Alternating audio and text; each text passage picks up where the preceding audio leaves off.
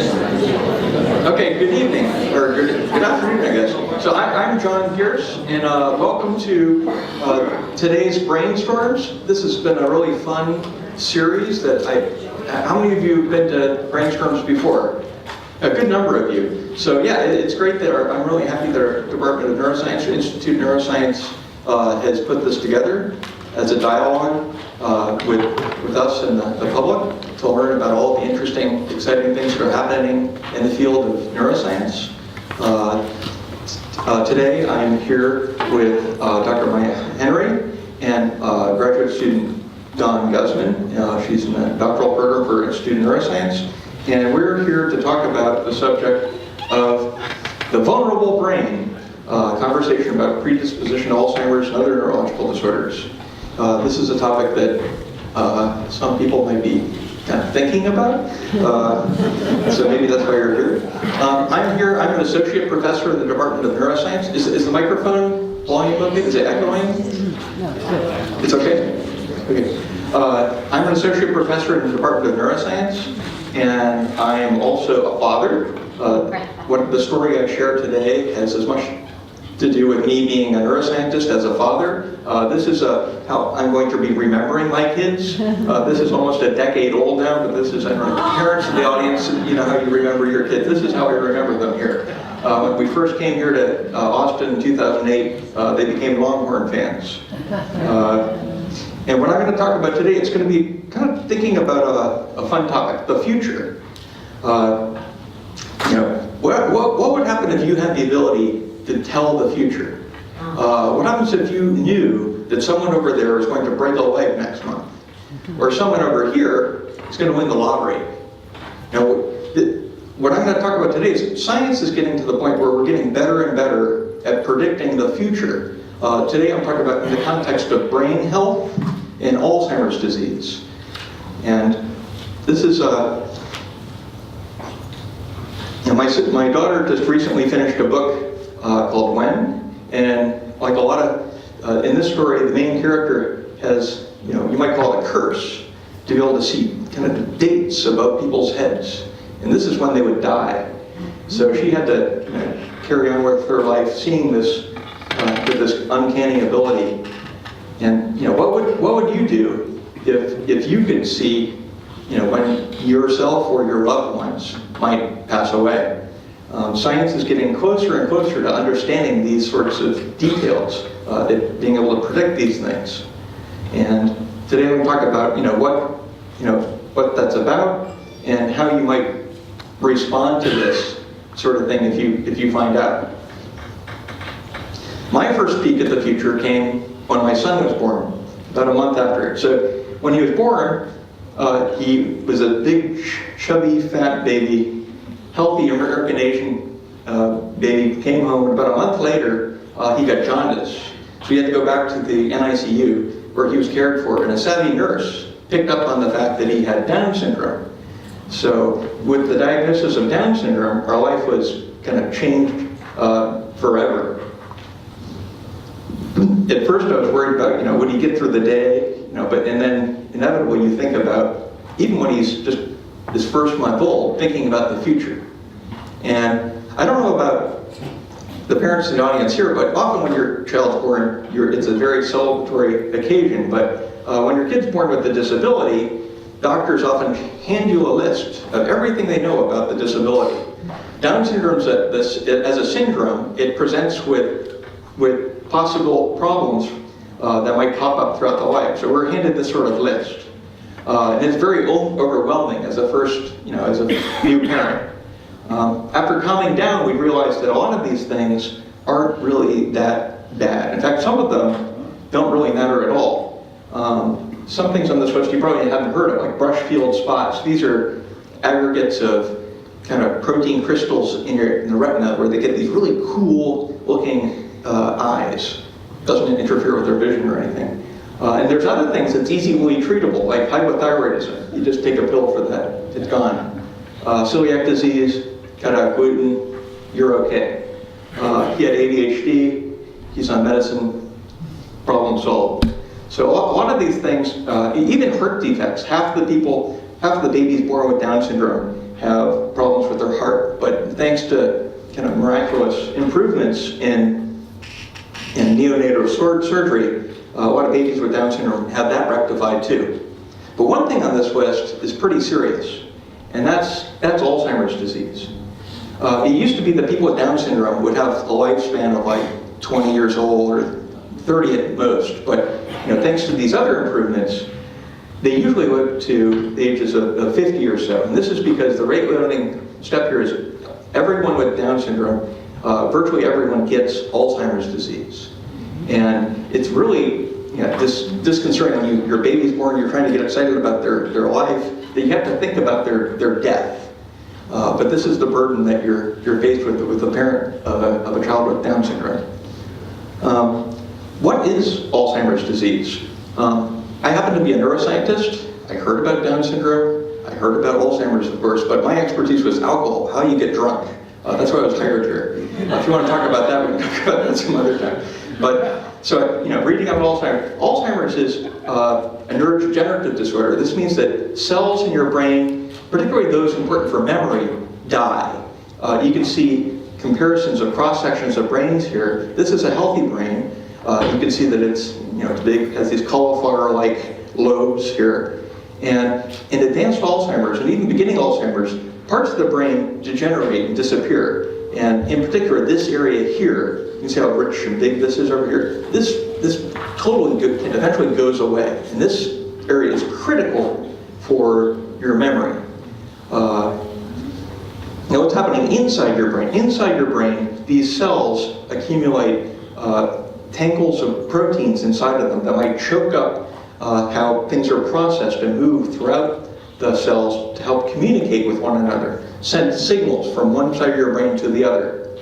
Outside of these cells, there are these so-called plaques, these aggregates of proteins that look mysterious and they surround, oftentimes, but not always, the cells that are dying. So, why do people with Down syndrome get Alzheimer's disease? The simple idea is that Alzheimer's disease has these plaques. Once you dissect the brain and look at it, and people with Alzheimer's disease, it just looks wrong. When Lewis Alzheimer's, almost 100 years ago, came up with the diagnosis of Alzheimer's, he noticed these plaques, and just intuitively, everyone's been thinking for 100 years that there must be something wrong with this. Turns out that these are aggregates of a specific peptide, a tiny protein that's cut off of this molecule called APP. Now this APP molecule happens to be in the 21st chromosome. So people with Down syndrome, they have extra, more than you, higher amounts of this APP molecule. And the simple idea is that these peptides might aggregate quicker in them than the typical person, causing them to develop Alzheimer's disease. Another way for the molecule to develop Alzheimer's disease is if this cut off with, I guess I'll skip that part. Another way that happens in Alzheimer's disease are those tangles or proteins inside of cells. Inside of cells, different cells have different architecture. Neurons in the brain have very interesting architecture that's maintained by these microtubules. You can kind of think of it like a support structure, and also like a railway where things are carted back and forth along the processes. Now normally these tubes are made up of these tiny molecules put together and held together in part by a protein called tau. This tau protein kind of holds it together, kind of like railroad ties hold the proteins together. In people with Alzheimer's disease and other forms of dementia, these proteins can fall off and then aggregate together, creating kind of traffic jams in the cell, preventing the health of the cell, and parts of it could get cut off or degenerate. This is one of the other problems in Alzheimer's disease. Now, what causes Alzheimer's disease? I just told you one. In Down syndrome, it's due to extra APP. There are some people out there that have mutations in APP that make it more prone to get cut off and turn into the toxic forms of these so-called amyloid beta peptides. Another way that you can get Alzheimer's disease is if you have a defect in these enzymes, these so-called scissors that cut off APP into this beta amyloid peptide. Some of the scissors enzyme, you can think of them as scissors, cut them off in ways that form potentially toxic forms of the peptide that once accumulated through age. Maybe some of you have seen the movie Still Alice.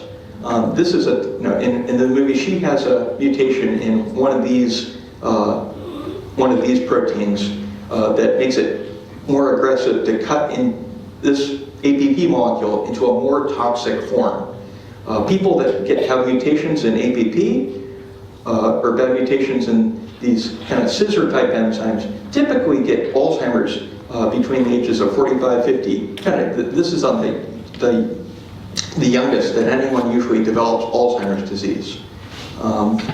So these molecules are unambiguously related to Alzheimer's disease. Most people with Alzheimer's disease, however, develop it over the age of 65. Those mutations I just talked about are pretty rare. If you look at the burden in society, right now in America there are about 5.5 million people that currently have Alzheimer's disease. And because medicine's getting better, people are living longer. And once they live longer, because age is the biggest risk factor in Alzheimer's disease, more and more people are getting it for the first time in history. So, by some estimates, by 2050, there might be more people with Alzheimer's in the world than there are people in Europe, by one calculation. Right now, as it is, it's the third leading cause of death in America, and about 1 in 10 people above the age 65 have Alzheimer's disease. So, thinking about this for the past decade after my kid was born, while I was studying alcohol, I was wondering, what should I do someday to help out with Alzheimer's disease? And about a month or so after I moved to Austin to set up my alcohol research lab, these fellows set up a conference here on campus. It was Dr. Bill Mobley gave a scientific presentation just like this to a lay audience to talk about his research on Down syndrome and Alzheimer's disease. At the beginning of the talk, I went up to introduce myself and I said, hey, I have a kid with Down syndrome. Maybe someday after I get tenure, I'll study Alzheimer's disease or Down syndrome. He said, okay, that sounds great. Let's talk afterward. But during the presentation, at the end, he told us that UT Austin's really lucky to have a phenomenal Down syndrome researcher. And I was scratching my head because I thought I knew everyone in the department.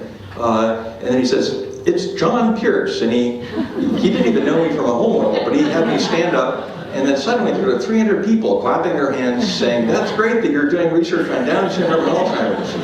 And it became very awkward after that for me to go out to public and talk to people in the Down syndrome community that I was seeing every week. Because they kept saying, well, what did you discover this week? And so eventually this kind of gave me this abrupt push that my family tolerated. And my neuroscience department, thankfully, tolerated me starting to study Alzheimer's research, even though it was hard to do something else. Now, normally, when you study Alzheimer's disease, a lot of the research is done with the handy mouse model. This is because they're really great models for humans. If you cut up their brains, you can see that they have correlates at different parts of the brains, just like we do. They can also learn and show memory processing, kind of like humans. So here you can use them to study memory decline. But they can be expensive, and if you want to study Alzheimer's type or neurodegenerative diseases, it's tricky because if you have to really wait for them to get old enough to show symptoms, you might need to wait 2 years for their lifespan. And it can be difficult to add or delete genes for them to make kind of accurate human models. And more troubling and not well advertised is most of the mouse models of Alzheimer's disease mysteriously do not have their neurons die. They accumulate lots of plaques, and this is perhaps one of the reasons why scientists have been focusing on finding ways to eliminate plaques. Not being able to study neurodegeneration, that ends up being kind of the next best thing. And unfortunately, that might be kind of a problem in the end. My background is with this kind of unexpected animal, this teeny tiny worm. It's about 1 millimeter long. They're transparent. They're very cheap to maintain. They go from egg to adult in just 3 days and reach middle age in just a week. You can add genes very easily just by sticking them with needles and adding an extra gene, or you can delete them quite easily. And when I started here, there wasn't a decent model of Alzheimer's in worms, so I had a grad student who took on the project, and we found that by adding the human gene APP, some of the neurons started to die. And we could actually study this for once. And it ended up being pretty convenient, because the animals are transparent, and we can color code their neurons green with a jellyfish protein. And when we do that, you can see that when they get older, when they have the human APP molecule, the neurons dim and sometimes completely degenerate when they get older. And with this model, we've been able to do a bunch of different things, looking for genes and even drugs that can mitigate some of the neurodegenerative processes. So for instance, one of the larger studies we had together with Adela Benya-Kerr, we received a grant to try to scan their nervous system, kind of like you would scan your groceries at the supermarket. These worms would fly by, and with this automated system, you could count how many neurons are dead or alive when they're treated with hundreds of different drugs. And with this and other collaborators on campus, we were able to find some novel drugs and get proof of principle that some established drugs had some beneficial effect on preventing death of these neurons. So our lab continues to use this worm model of Alzheimer's disease, and I'm really happy that we can try to expedite Alzheimer's research with this. Now, my second peek at the future came about kind of in the midst of this study. It was using the personal genetics from 23andMe. I'm not advocating personally for, I have no direct connection with 23andMe, but this is one of the many, and right now it's kind of ended up being one of the largest personal genetics companies that's direct to consumers. What you do is you end up spitting into a tube, and you have to hawk for like 20 minutes or so. This is how they prevent you from taking someone's hair in here and sticking it in and getting like President Trump's DNA, I guess. But if you spit for 20 minutes, you can get enough of this, send it in, they'll go ahead, they'll check out about 5,000 to 10,000 individual differences in DNA that we all vary in this room. And then they'll tell you, this is their secret sauce, they'll go ahead and they'll tell you what differences might correlate with different traits you might have. I started this about in the year 2010, and I used it as a teaching tool in my classes, and I still do it now. What I do is I give my students my DNA, and I send them on a scavenger hunt of myself. I ask them, what is my blood type? Do I have curly hair or straight hair? Some of these things actually are very predictive, some of them are not. And it ends up being pretty entertaining for the students. But I didn't have any really interesting results until a couple years later, when 23andMe emailed me as a customer and said, hey, would you like to have another look at your DNA? Just spit in the tube again and we'll give you an update. And I went ahead and did that. And the same month, my parents were coming to visit me and my children over spring break. And my father said, Mom's been having some memory problems lately. She doesn't really remember people's names really well. I said, well, that makes sense. That's okay. But then he said, well, she can't make cookies anymore. I had to help her with all the Christmas cookies. And she can't remember how to use the microwave. When he started saying things like this, I knew something was wrong. That's not anywhere near normal. They went ahead, they came to visit us during spring break. My mother began to show many of the symptoms of early onset Alzheimer's, not early onset, many symptoms of Alzheimer's disease. She couldn't get any one of my 3 kids' names correct. When we went to the Blanton Museum here, she loves art.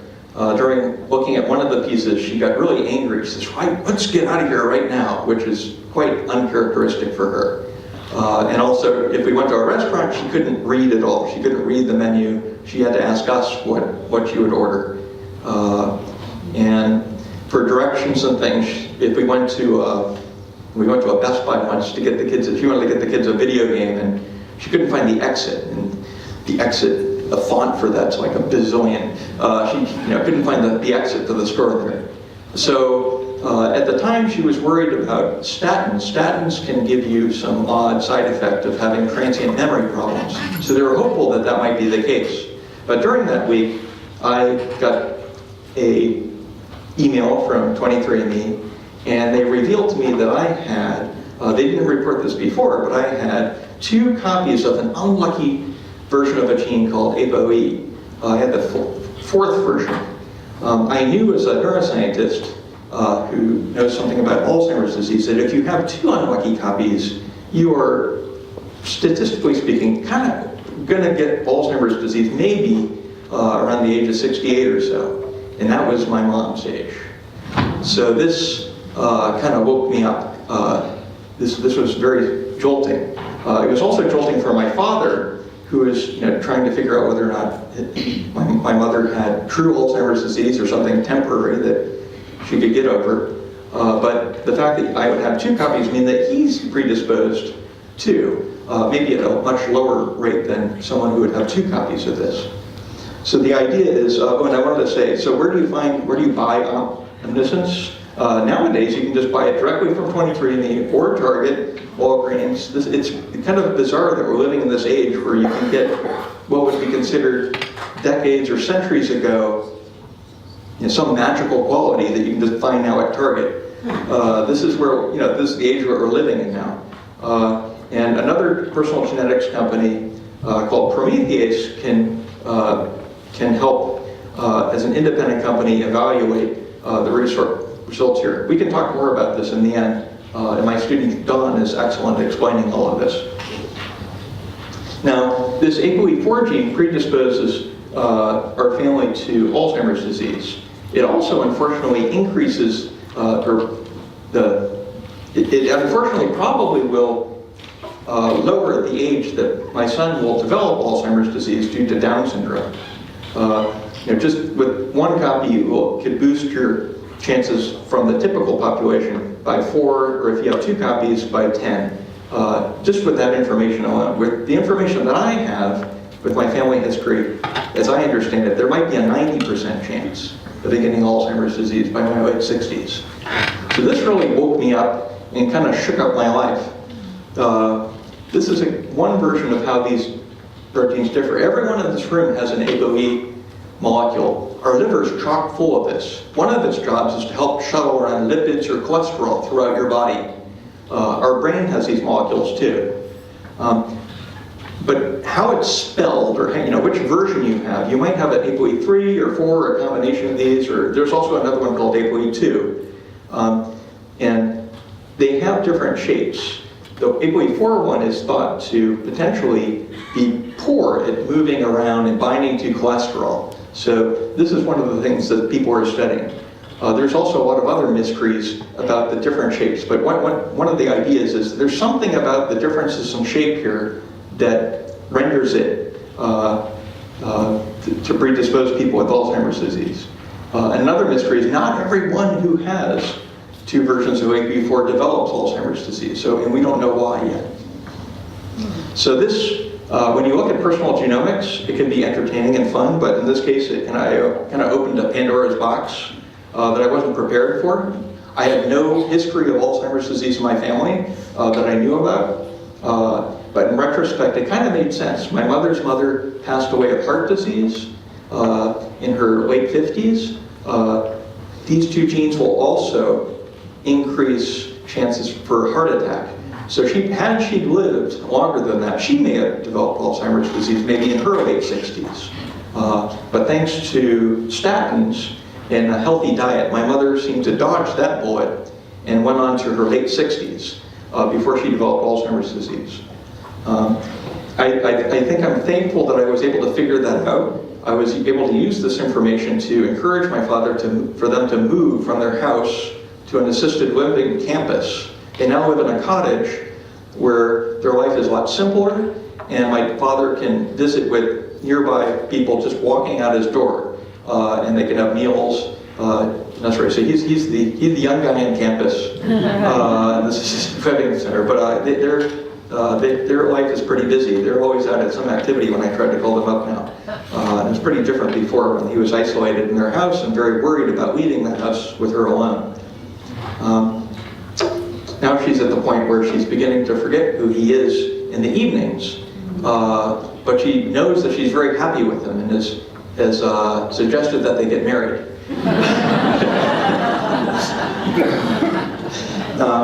This has also turned my own life kind of topsy-turvy too. So it's been difficult for my own immediate family, and it was difficult thinking about this with my job, trickiness at times too. But thanks to friends and family, I've been able to get over these things. But this is something that personal genetics is not something that one should jump in naively, because it's also not only your results, it's your family's results and your children's results. So you need to think about this before you do this.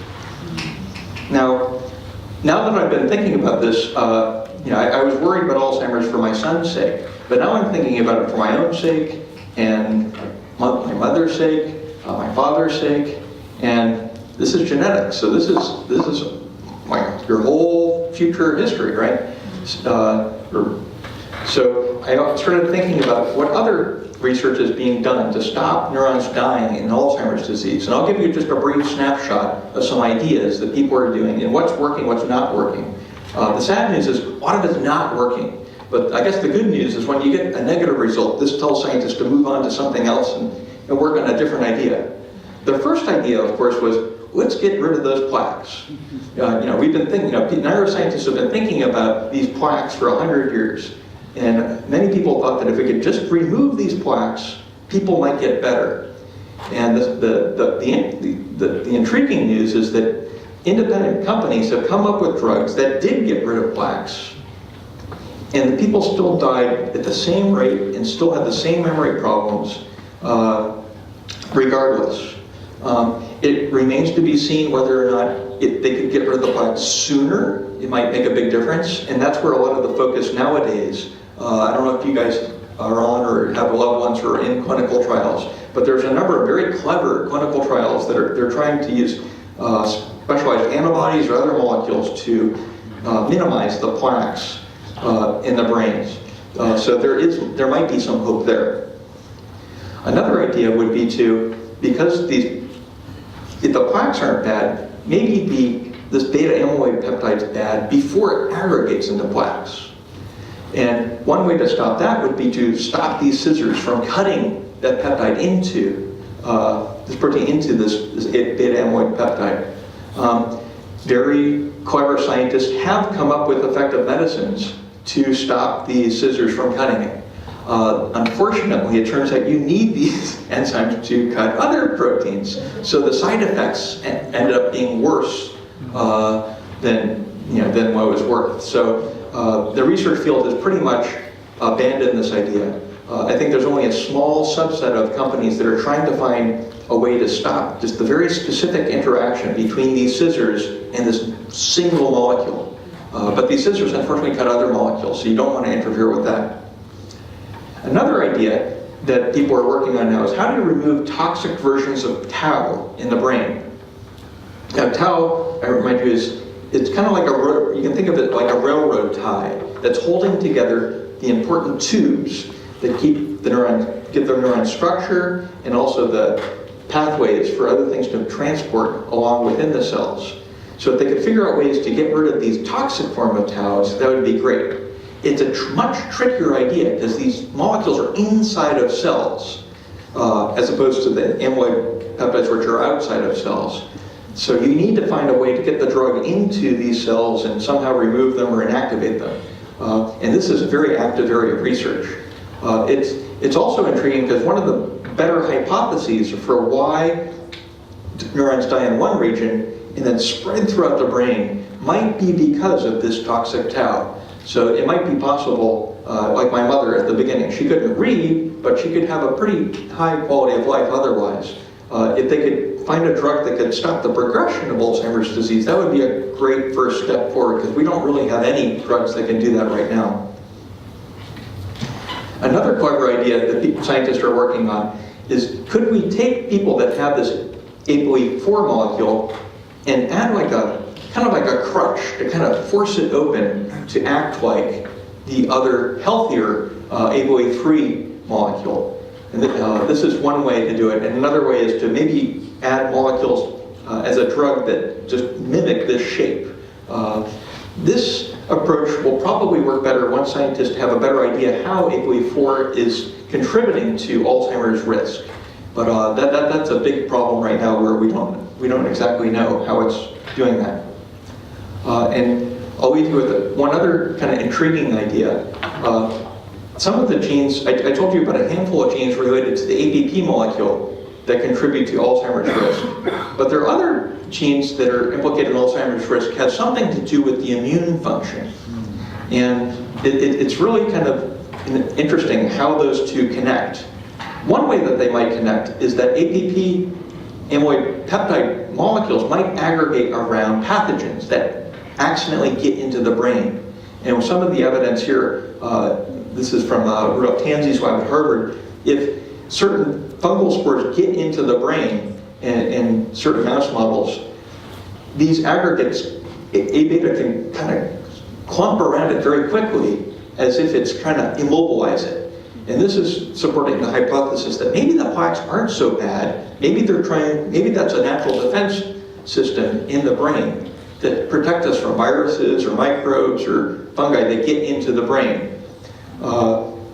So maybe the plaques are a red herring, and maybe the people that develop Alzheimer's disease just have this hyperactive and kind of unappreciated immune system. And if that's the case, that might be wonderful, especially if it turns out that there's only a subset of pathogens that trigger this response, because we know how to stop certain pathogens with vaccines or medicines. I think that's kind of the most hopeful area for Alzheimer's disease research. So for my own future, I want to try to contribute to this field too. And the biggest area of unknown is how ApoE4 works. So with my people in my lab, including like Ted over here in the audience, and Sophie, who might be here, we took our APP worm and we added ApoE4 to it, and something intriguing happens. Just like people with ApoE4, they ended up having neurodegeneration faster, just a couple days before, and then the neurodegeneration spread. What you're looking at here is a zoomed-in picture of the worm's nervous system, and you can see a healthy one here with green neurons. They're bright, they have these processes that connect to one another. If we just add ApoE4 by itself, not much happens. But if we add it together with that APP molecule from humans, those neurons die, and then intriguingly, a neuron that's connected to it dies completely.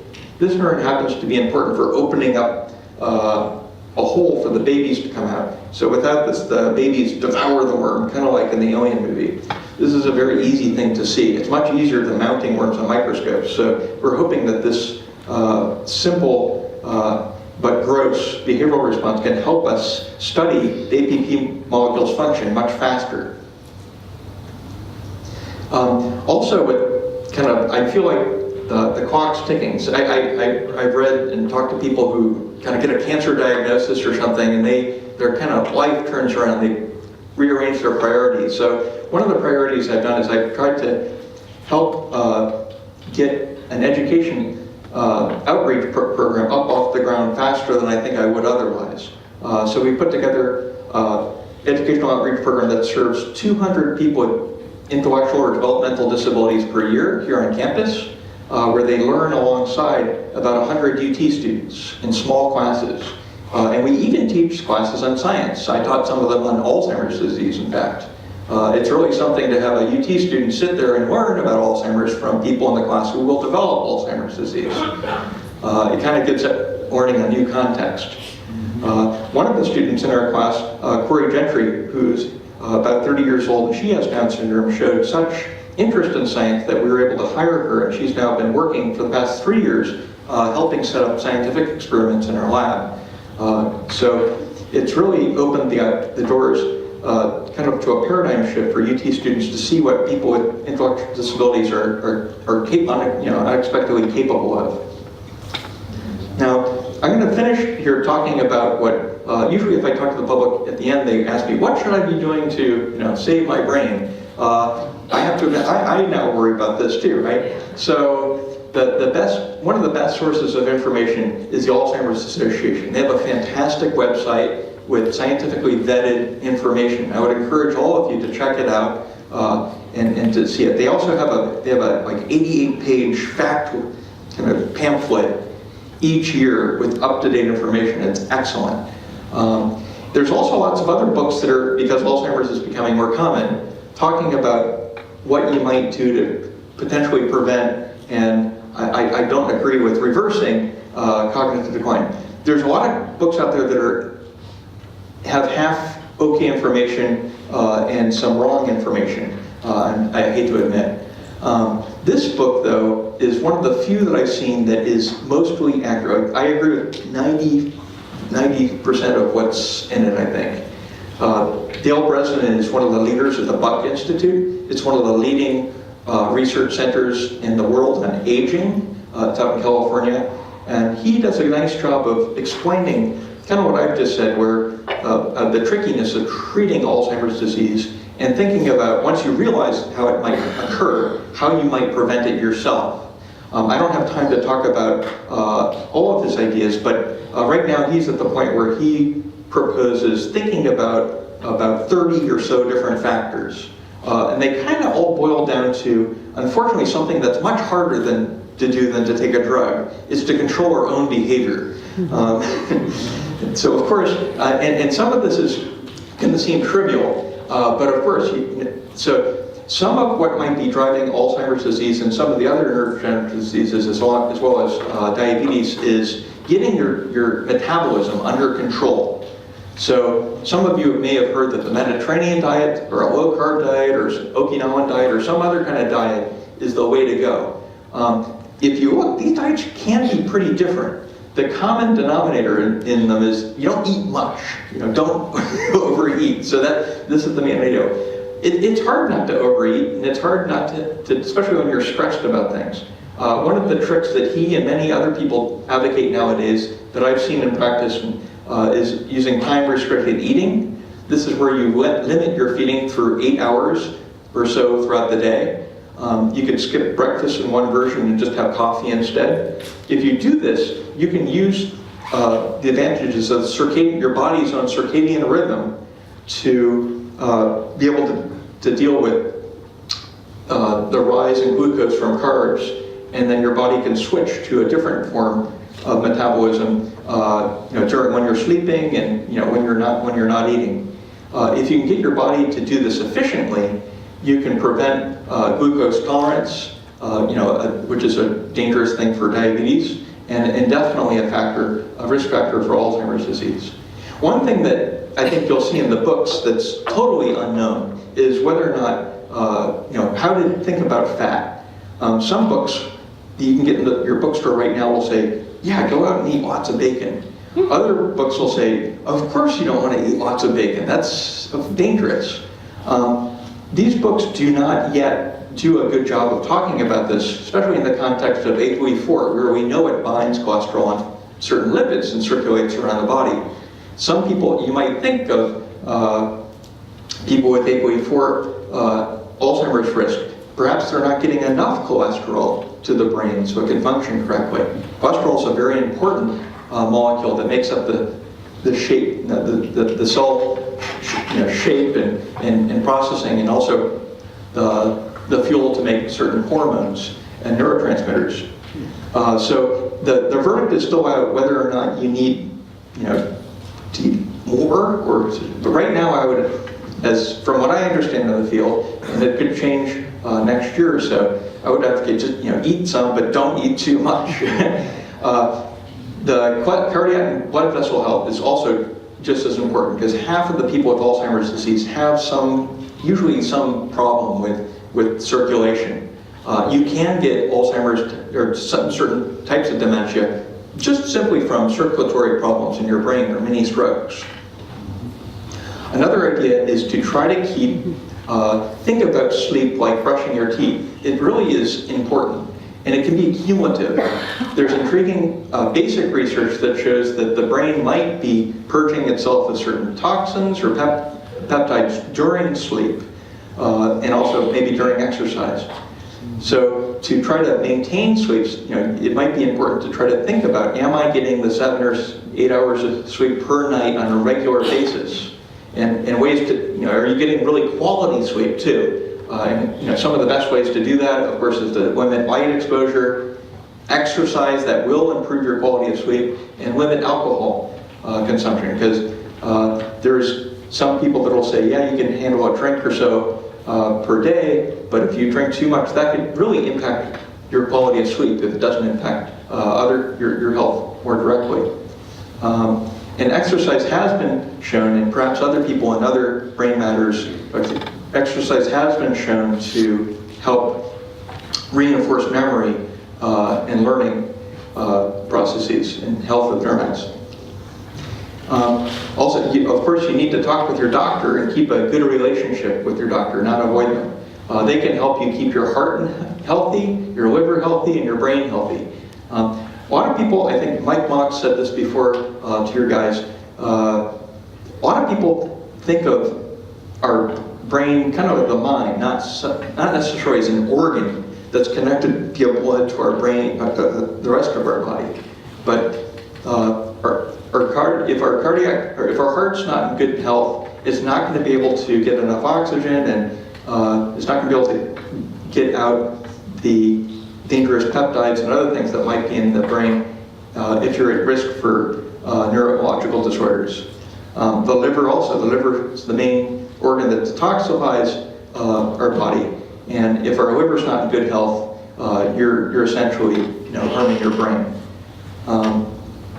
Your doctor can be very helpful in keeping check on whether or not the cognitive changes that we might develop are normal or not. And it might be difficult. Like, for instance, my father, this came on slowly for my mother, and he was also, I think, in denial. So they didn't even talk to a doctor about her problems with not remembering her friends' names or ability to make her favorite Christmas cookies.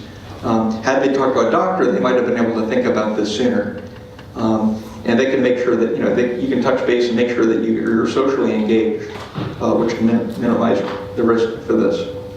Now, so I'm just going to end for this. I'm talking about how we can see the future now with personal genetics and other ways. It can open a Pandora's box that you need to be prepared to open. If you need to think about that you might be opening, but it also a long time ago when my son was born, I couldn't see some of the good things that he would have in his life. I didn't know that we would be able to put together this giant education program at UT. I didn't know that he'd be a very good athlete, and I didn't know that he'd be asked to the prom tonight. So he's going to go to he has a girl who's a senior now. He's only a sophomore, but he got asked to the prom, and I'm going to have to take off at 5 to drive them to the prom tonight. So it's not all bad. But I'd like to thank members of my research lab, including Tom, who's here tonight, and we've received funding from the National Institute of Aging and Alzheimer's Association, Research Down Syndrome, and also from the public. I'm really appreciative. Some of you may have helped contribute to our Horn Racer campaign for our Alzheimer's research, or our Super Mouse That Can't Get Drunk research, and we're really appreciative of that. So thank you very much.